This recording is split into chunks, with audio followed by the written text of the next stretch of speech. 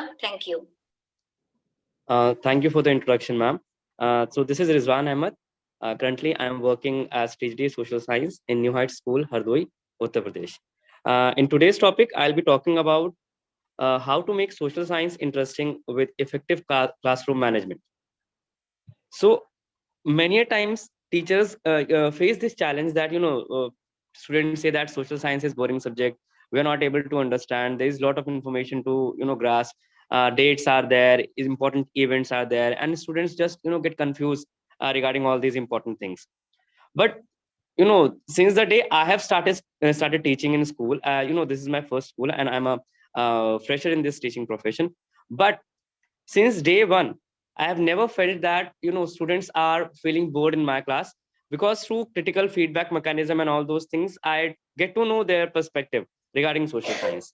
I have got actual feedbacks wherein students have told me, sir, before you're coming, social science used to be a boring subject, but now we find it interesting, more than ever. So there are certain things which I have incorporated in my teaching style, which have helped me in making this social science subject very interesting, along with effective classroom management. So first of all, I would like to say that social science is a very important subject, and the importance of that subject is to be told to the students in a very clear cut and crystal manner. Until or unless we will not tell them that why we are studying social science, what is the importance of social science, they will never take the subject seriously. It should be like the students should feel heart to heart connection with the subject.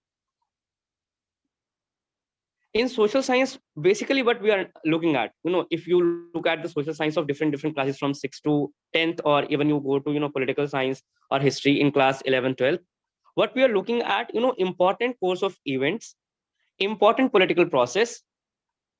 In geography, we are learning about important geographical areas, our territory only. In economics, we are learning about problems of our India, our country, and we are learning about these important monetary policy of government of India. So all these are intrinsically linked with our life. So why not to study our life with more interest? We need to give them this perspective that it is our life, it is our country, and we should be learning about it. There should not be any kind of burden with that. So starting with a slide, it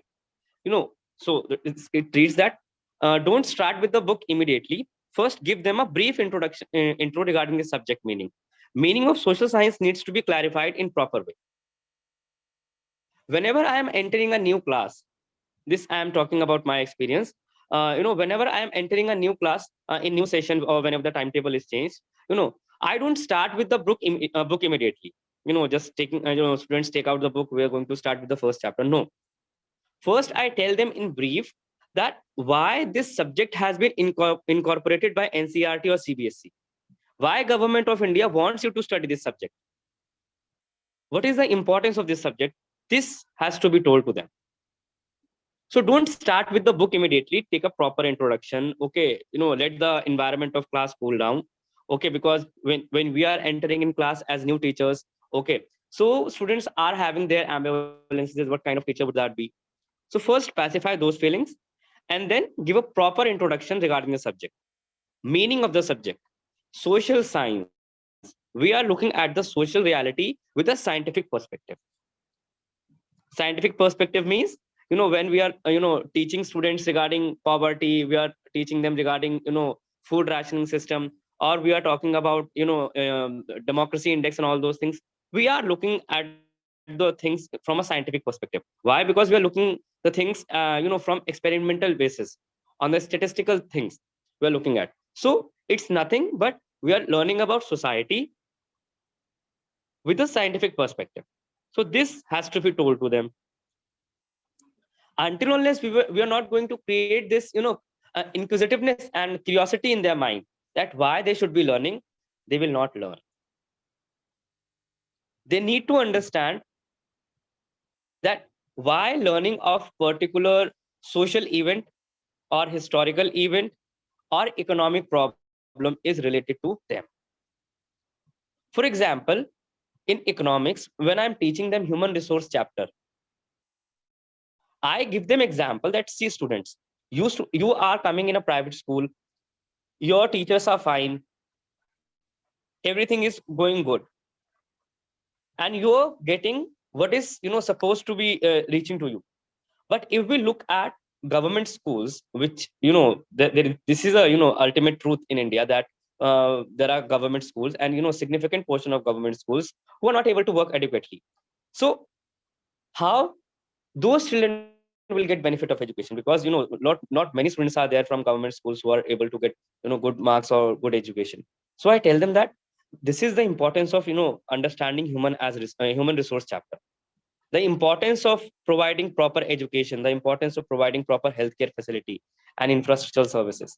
So we need to ignite that curiosity in their mind.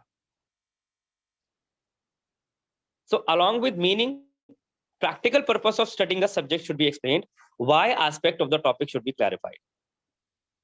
Now again, I would like to explain this with the help of example. Like, if we are not telling them why this topic is being explained to you, or why this topic is being taught to you, they will never take it seriously.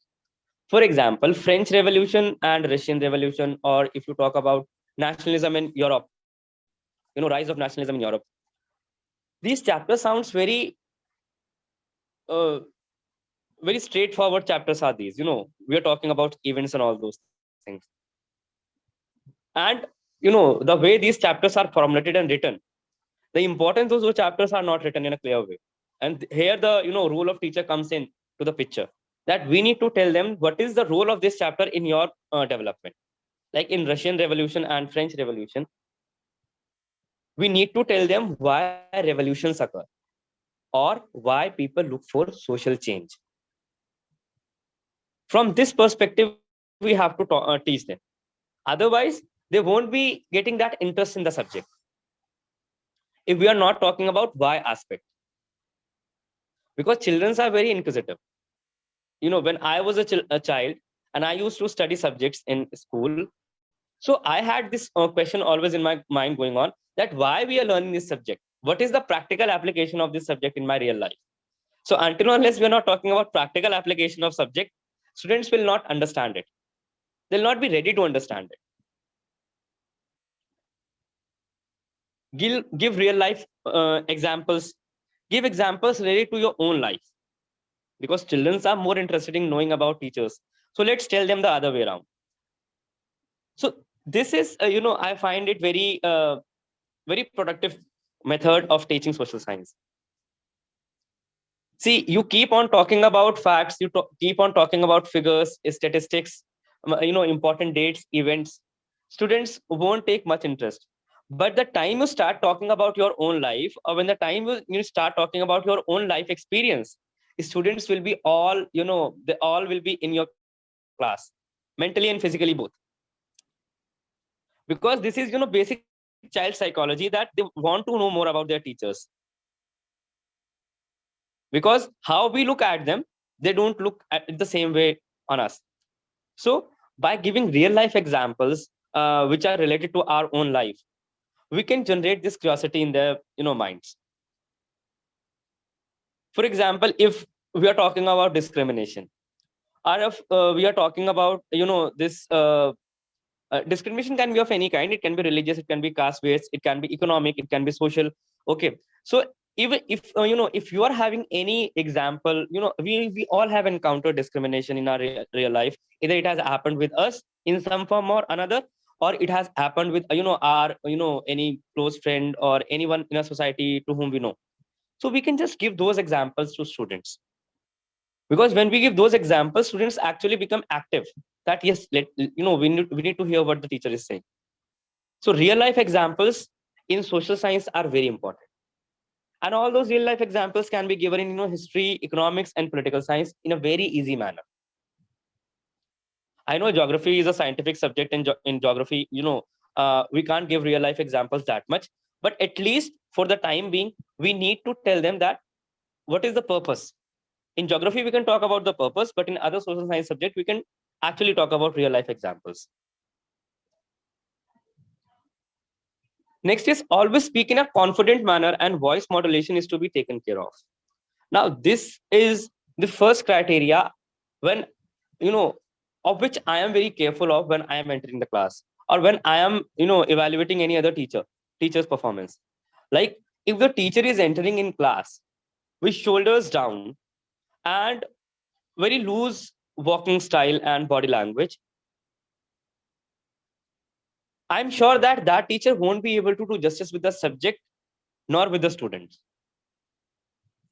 Because the way you portray yourself, the way you walk into the class, the way you talk to the students, and the face you are making in the class, it is going to impact your teaching methodology.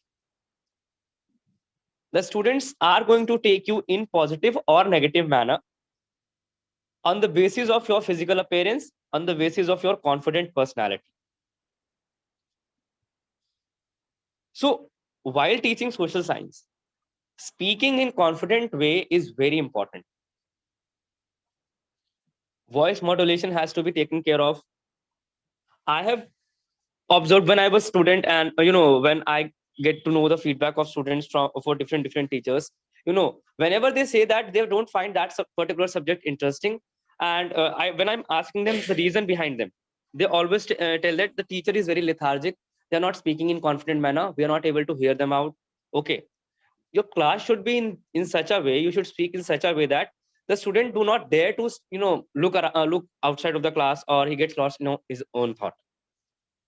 And somewhere we need to show that proactiveness also, because when we are teaching in front of the class and we are looking at every child's face, we will get to know that who is sitting inside classroom and who is not sitting in classroom mentally. So somewhere we need to pick them out and tell them that, beta, please be in the classroom, don't go out. Okay, so these are the methods through which we can make social science interesting. And this is all, all these slides which in which I have written all this stuff, it's all proved thing. All of these things I have tried in my classroom teaching, and I have found them productive, I have found them beneficial. These tactics have actually helped me. So voice modulation is to be taken care of so that every child is able to hear you in a clear and proper way. Now, always enter the classroom with a smile and positive approach. I still remember the first year of my teaching experience. When I used to enter the classroom, I always used to enter the classroom with a smile. And the first question I used to ask was not about homework or the stuff I had given them to do at home. I used to ask, how are you students? All okay? So when I used to ask that question, and when I used to enter the classroom with a smiling face, they also had a positive feeling that sir is coming, and he's coming with a positive approach. So this was the another reason why they took my class in a more interesting way. So the classroom environment has to be very positive. It should not be like a hitter is coming into the classroom. Your approach should be liberal, come strict teacher. Means you're liberal regarding certain things, but there are certain minimum standards which you need to decide in the classroom, on which you're not going to compromise. Like in my classroom, I allow them to speak, I allow them to share laugh, I allow them to share a joke, but when it comes to class discipline or class decorum, I do not compromise with that. I have told them some minimum basic classroom management skills, like these middle benches should not be empty, front benches should not be empty, no one should be sitting in a very relaxed position, always all the students should be sitting with us back straight. So all these things, all these tactics can help you in managing the classroom very effectively.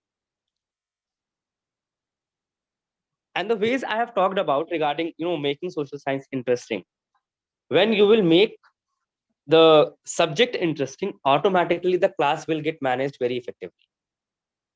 It's either way. If you are managing the class effectively, you can teach properly. If you are teaching properly, the class will get managed automatically. Even the backbenchers who are famous for creating nuisance in the classroom, or for creating hurdles in teaching learning process, they will also take you seriously. Now, never humiliate any child. Fear can teach anyone anything. Fear can never teach anyone anything. Love can. Now, this is the basic thing which we educators need to understand. sometimes what happens that because of our own issues, because of our own personal problems,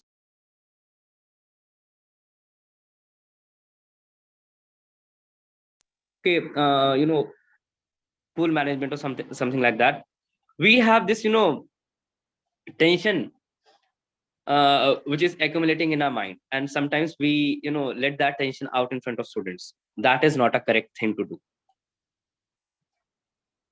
These students are coming in classroom, the students are coming in school on the pretext that we are going to be taught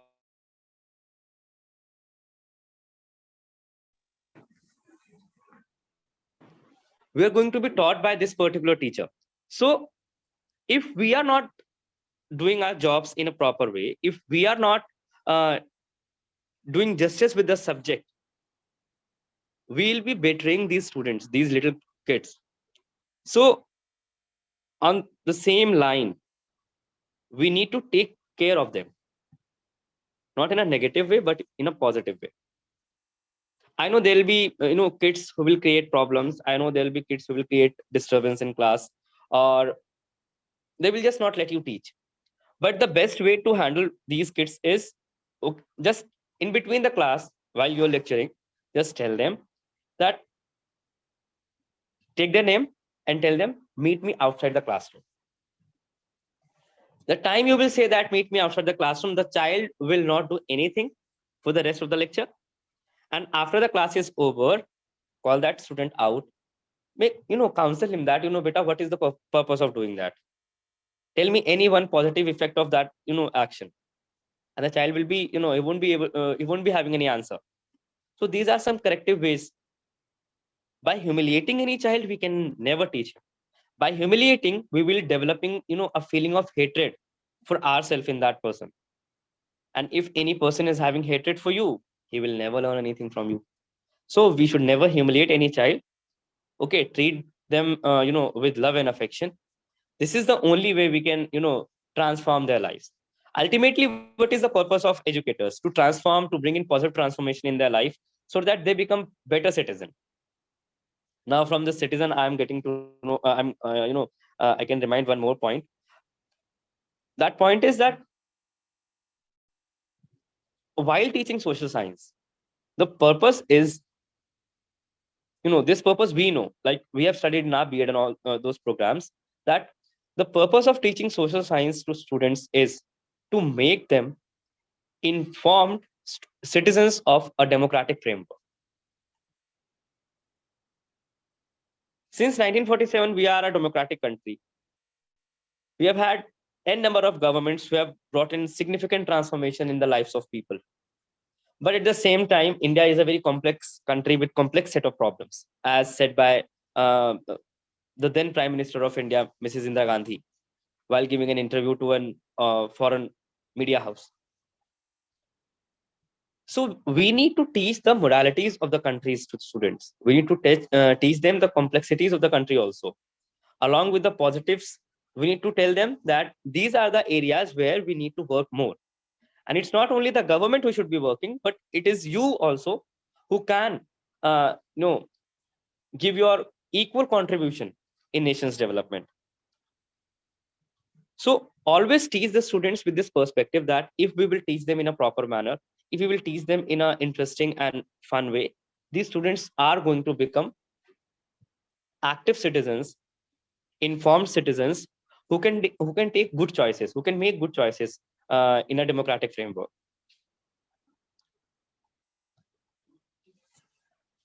Now show them important videos like Lok Sabha proceedings while teaching political science. So it's not about only political science, it's about other social science subjects also. Like documentaries in my classroom are must. Even after every chapter I'm teaching, I am trying to show some kind of documentaries based on, it can be coming from any foreign media house or from Indian media house, or you can show them any kind of investigative journalism reports in video format. So these things will generate curiosity. All the years what they have been doing, they have been reading and all those things. Okay, but at certain time they need to be shown the reality.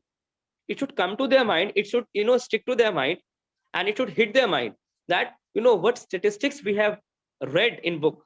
It's not only, it's not meant to be in book only, but these statistics are real because this video is telling us something. So showing them documentaries, showing them Lok Sabha proceedings, Rajya Sabha proceedings, okay, how a bill is passed, all those things are very important if we actually want them to go. And this is another thing, that if you will do these things by going out of the way, you will realize that these things will leave long lasting impression on children's psychology and on their mind as compared to the bookish knowledge. Because last academic year I have showed some videos to my students. When I had made their paper and they were done with their examination, when I was evaluating their answer sheets, I actually got some kind of answer which were completely related to documentaries, and the answer was not written in any book, and the answers were correct. So this is how we can transform our methods.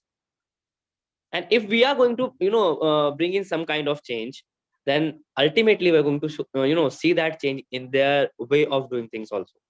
So showing important videos is also very important thing while teaching them social science, because I don't think that without showing documentaries or without showing uh, videos, we can generate that curiosity in students. I still remember when I was doing masters, our teacher, we had this paper, human rights in India. Regarding that particular paper, our teacher used to show us 15-20 minutes of a documentary in every class. And after that 15-20 minute documentary, we were we were allowed to discuss those things on the basis of the readings we have read. So that thing generated more curiosity, that see, these are actual problems and we need to take care of them. Somewhere we need to make them realize that whatever things you are studying, it's not fictional, it's not story, it's the actual reality of your society. And this is the reason why you are being taught this particular subject. So that's all.